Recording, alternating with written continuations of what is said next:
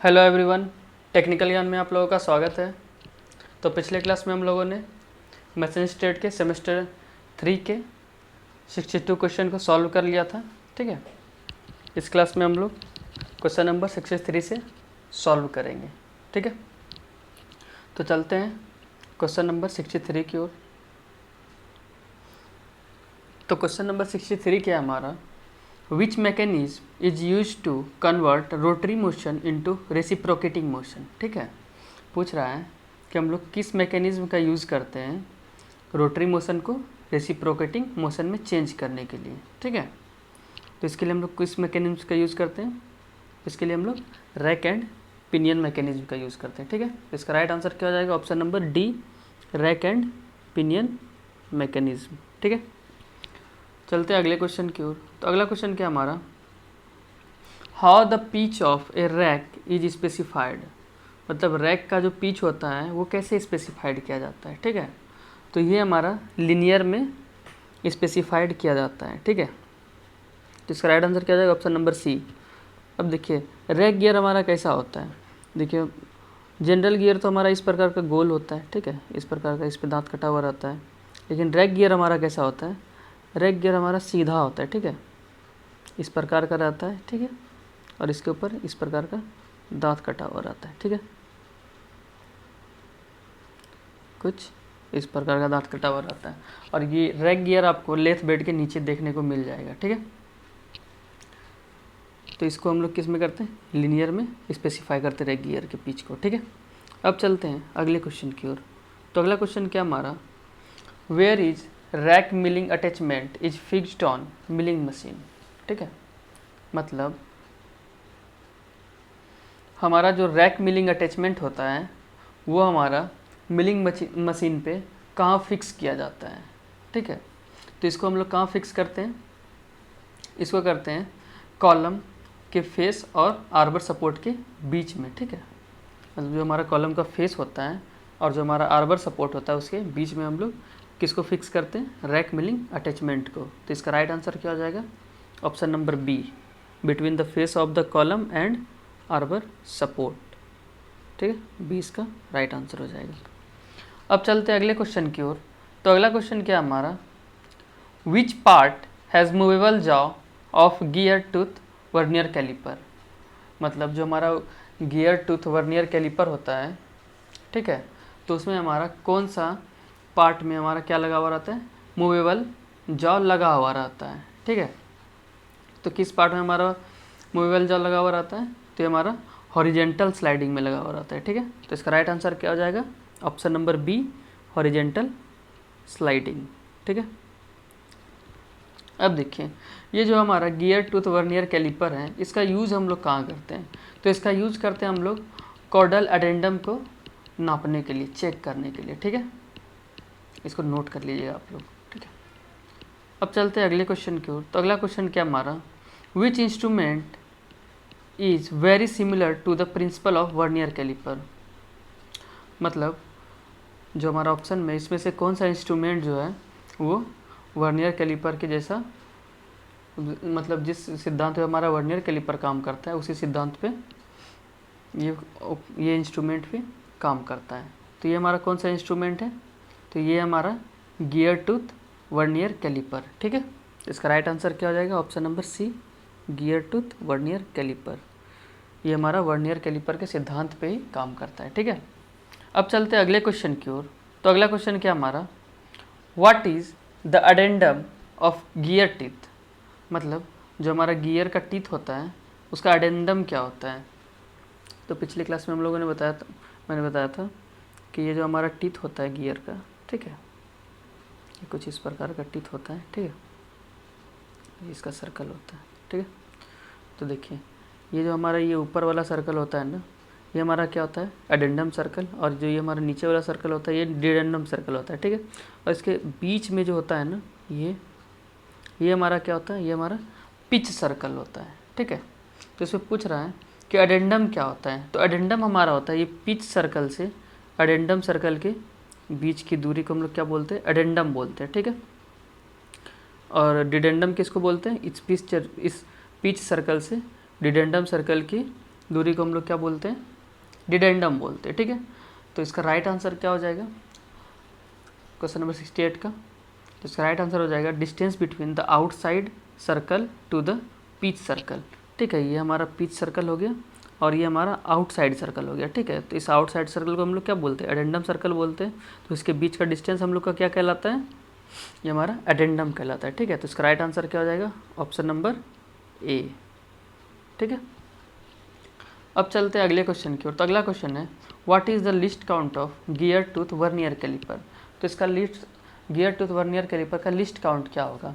अब देखिए, जैसा कि हम लोगों को पता है कि हमारा वर्नियर कैलिपर के सिद्धांत पे कार्य करता है, तो जो हमारा वर्नियर कैलिपर का लिस्ट काउंट होगा, ठीक है, वही हमारा क्या होगा, गियर टूथ वर्नियर कैलिपर का भी लिस्ट काउंट होगा। तो इसका राइट आंसर क्या हो जाएगा, ऑप्शन नंबर डी 0.02 mm, और अगर इंच में पूछ देता तो 0.001 इंच, ठीक है। अब चलते हैं अगले क्वेश्चन की ओर। तो अगला क्वेश्चन क्या हमारा,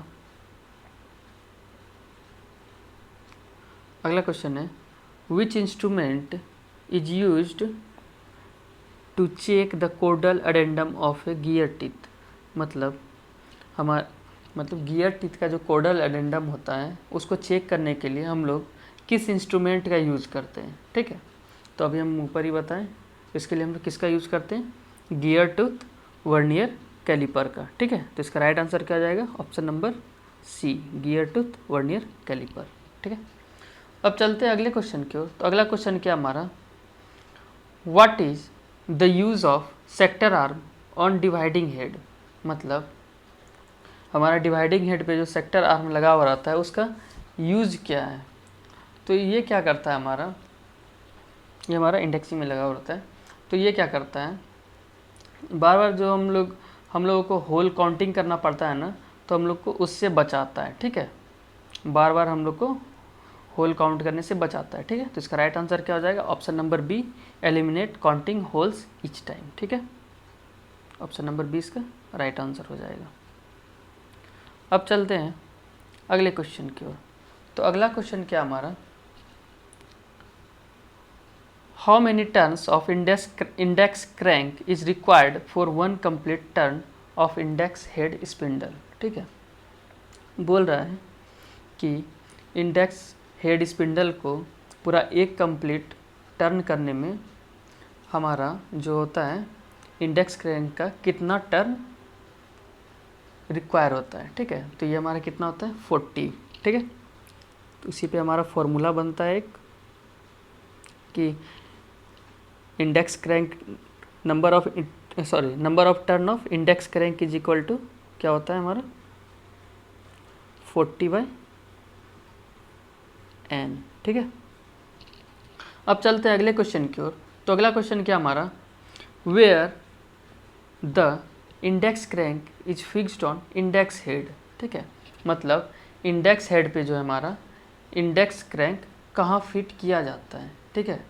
तो ये हमारा वर्म शाफ्ट पे फिट किया जाता है, ठीक है। तो इसका राइट आंसर क्या हो जाएगा, option number C worm shaft, ठीक है। तो ऑप्शन नंबर सी इसका राइट आंसर हो जाएगा। अब चलते हैं अगले क्वेश्चन की ओर। तो अगला क्वेश्चन है what kind of material is used to produce a template. मतलब एक टेम्पलेट को बनाने के लिए हम लोग किस तरह का मटेरियल यूज़ करना चाहिए, ठीक है। मतलब हम लोग टेम्पलेट बनाने के लिए कौन सा मटेरियल यूज़ करते हैं। तो इसके लिए हम लोग किसका यूज़ करते हैं, गुड क्वालिटी स्टील शीट का, ठीक है। शीट का यूज़ करते हैं जो कि किसका बना रहता है, स्टील का, ठीक है। इसका राइट आंसर क्या हो जाएगा, option number D good quality steel sheet, ठीक है। अब अगला क्वेश्चन क्या हमारा, what is the use of template.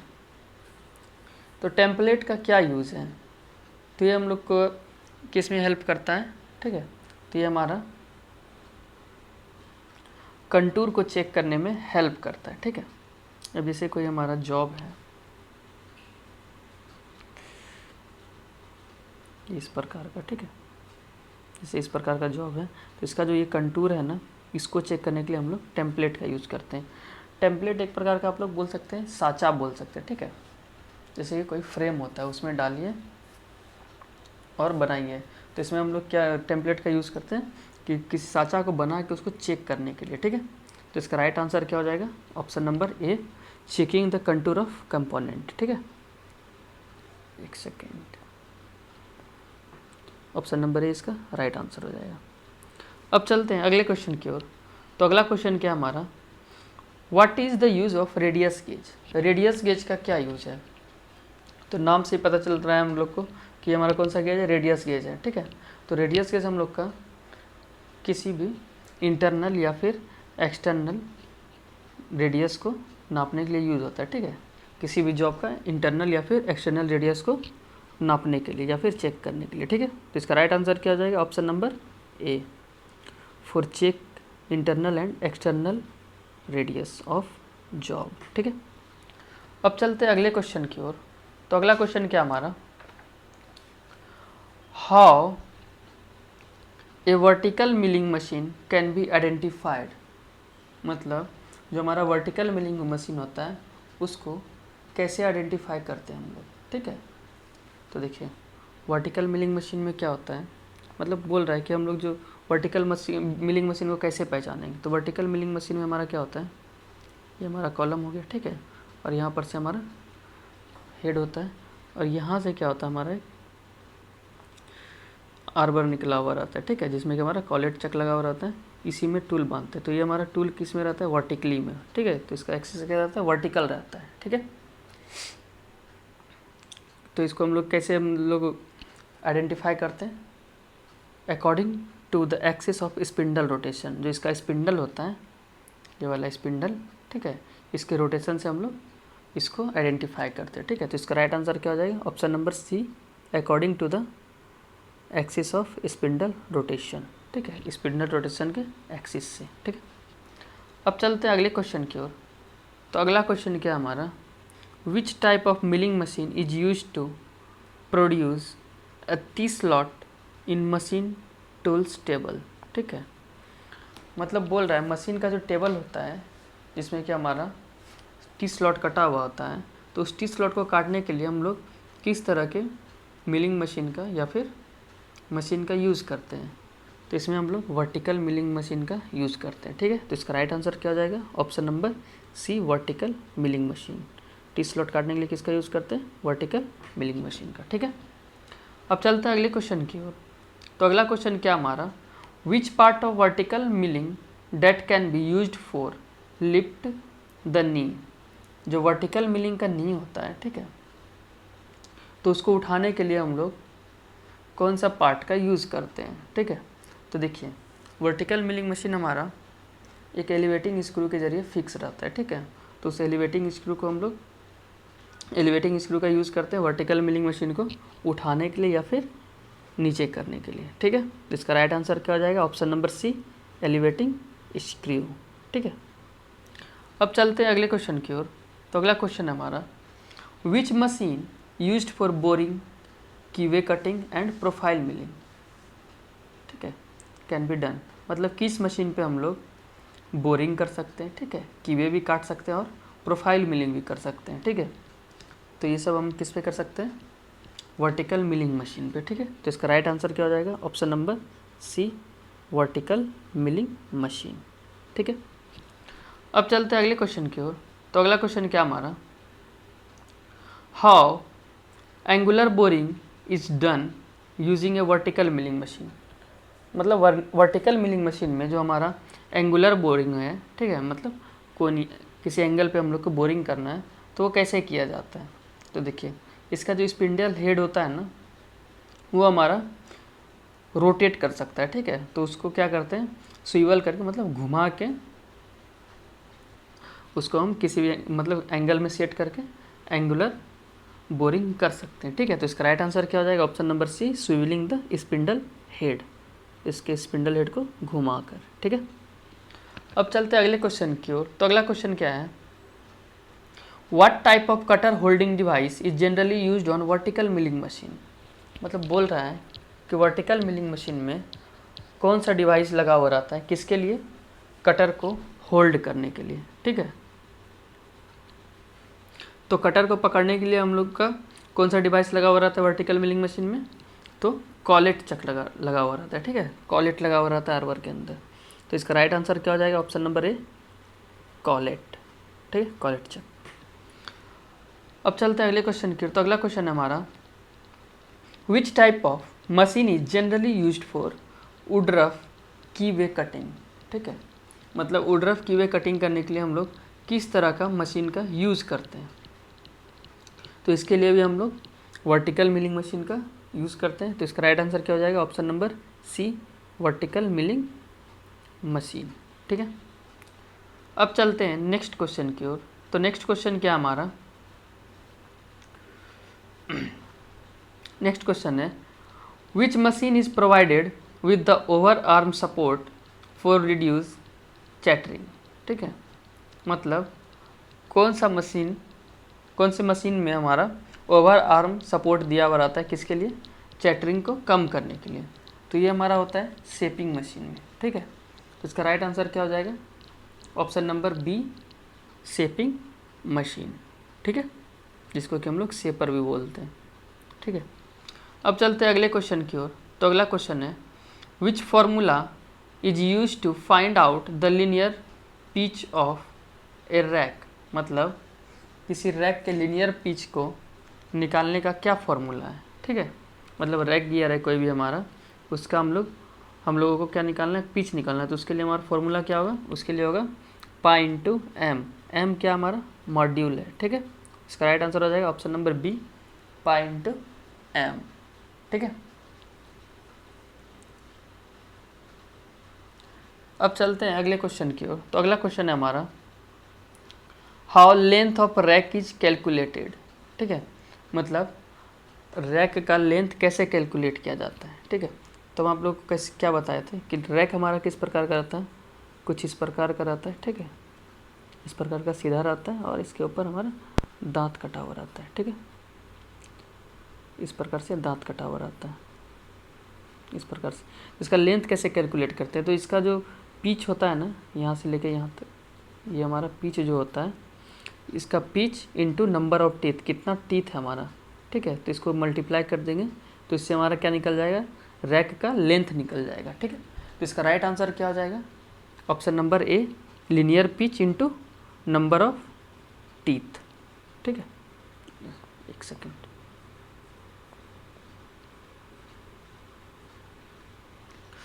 अब चलते हैं अगले क्वेश्चन की ओर। अगला क्वेश्चन है, which formula is use to calculate chordal addendum of a gear tooth, मतलब किसी गियर के दांत का हम लोग को कोर्डल एडेंडम कैलकुलेट करना है। तो उसके लिए हम लोग का कौन सा फार्मूला यूज़ किया जाएगा, ठीक है।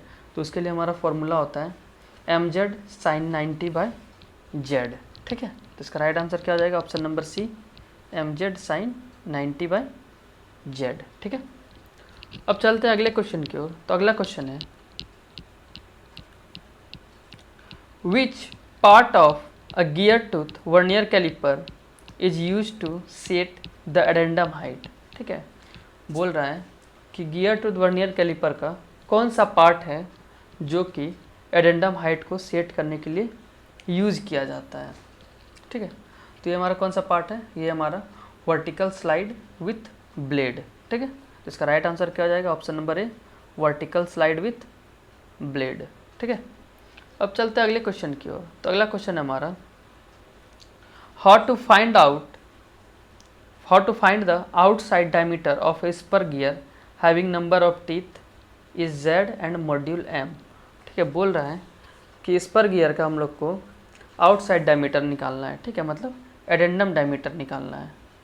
तो उसका हम लोग को उसका फॉर्मूला क्या होगा, जिसके लिए कि हमारा नंबर ऑफ टीथ दिया हुआ है z और मॉड्यूल क्या दिया हुआ है, m दिया हुआ है।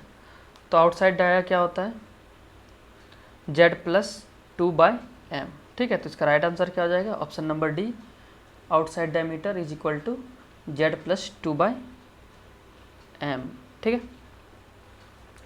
अब चलते हैं अगले क्वेश्चन की ओर। तो अगला क्वेश्चन क्या हमारा, what is the formula is applied for calculate the pitch diameter of a spur gear tooth. बोल रहा है कि हम लोग को स्पर गियर का क्या करना है, पिच डायमीटर कैलकुलेट करना है। तो उसके लिए हम लोग कौन सा फॉर्मूला लगाएंगे, इसके लिए हम लोग क्या कौन सा फॉर्मूला लगाएंगे पिच डाया को कैलकुलेट करने के लिए, जेड इंटू एम, ठीक है, number of teeth into module. तो इसका राइट आंसर क्या हो जाएगा, option number A, Z into M, ठीक है। तो अगला क्वेश्चन है हमारा, how many holes is suitable for indexing 48 division in index plate, ठीक है। बोल रहा है कि हाउ मेनी होल सर्कल, मतलब इंडेक्स प्लेट में हम लोग को, एक सेकेंड, हाँ, इंडेक्स प्लेट में हम लोग को 48 डिवीजन इंडेक्सिंग करना है, ठीक है। तो उसके लिए हम लोग को कितने होल सर्कल का ज़रूरत पड़ेगा। तो देखिए, तो सबसे पहले हम लोग क्या करते हैं कि एक हमारा फॉर्मूला आता है number of turn of index crank निकालने का, ठीक है, मतलब T = 40/n जो अभी बताए थे ऊपर, ठीक है। तो पहले हम लोग क्या करते हैं, नंबर ऑफ टर्न निकाल लेते हैं इंडेक्स क्रैंक का, ठीक है। तो T = क्या फॉर्मूला होता है हमारा, एक सेकेंड, T = होता है 40/n। तो n हमारा कितना दिया हुआ है, 48 दिया हुआ है, ठीक है, यहाँ 48 दिया हुआ है। तो n की जगह पे हम लोग क्या लिख लेते हैं, 48, ठीक है, यहाँ 48 लिख लेते हैं। तो ये हमारा कितना निकल के आ जाएगा, ये हमारा आ जाएगा, अगर हम इसको 8 से डिवाइड करते हैं तो 8 8 पंचे 40 और ये 8 छंग 48, ये आ जाएगा हमारा 5/6, ठीक है। अब देखिए ये हमारा 5/6 निकल के आ गया। तो इसमें जो हमारा डिनोमिनेटर है ये हर जो है 6, तो इसमें हम लोग को देखना है कि जो हमारा, देखिए पहली बात तो इंडेक्सिंग प्लेट 3 होता है, ठीक है, प्लेट 1, प्लेट 2 और प्लेट 3। तो प्लेट 1 में हमारा आता है, प्लेट 1 में आता है हमारा कितने होल वाला प्लेट, 15 होल वाला आता है, ठीक है, 16 होल वाला आता है, 17 वाला आता है और 18 और 19 होल रहता है, ठीक है। प्लेट 1 के इंडेक्सिंग प्लेट में 20 रहता है, ठीक है, इतना रहता है। और प्लेट 2 में हमारा कितना रहता है, प्लेट 2 में रहता है हमारा 21, 23, 27, 29, 31 और 33 रहता है, ठीक है। और P3 में क्या रहता है हमारा, मतलब प्लेट नंबर 3 में कितना कितना रहता है हमारा, प्लेट 3 में हमारा कितना होल रहता है, 37, ठीक है, उसके बाद 39, 41, ठीक है, 43 और 47 और 49 होल रहता है, ठीक है। तो इसमें हम लोग को देखना है, ये जो हमारा नंबर ऑफ होल्स है इसमें चेक करना है कि हमारा 6 से कौन सा, मतलब ये जो हमारा निकल के आया है इसका डिनोमिनेटर 6 है ना, तो इससे हमारा कौन सा डिविजिबल है, ठीक है, कौन सा इसका मल्टीपल है। तो इसमें देखिए 6 का मल्टीपल मात्र एक दिख रहा है 18, ठीक है, और कोई दिख रहा है, और कोई नहीं दिख रहा है। तो इसमें हम लोग को क्या करना है, 18 होल वाला, 18 होल सर्कल वाला हम लोग को प्लेट लेना है, ठीक है। तो इसका राइट आंसर क्या हो जाएगा, ऑप्शन नंबर 18 होल सर्कल, ठीक है। तो इसका राइट आंसर क्या हो जाएगा हमारा, ऑप्शन नंबर ए, 18, ठीक है। एक सेकेंड,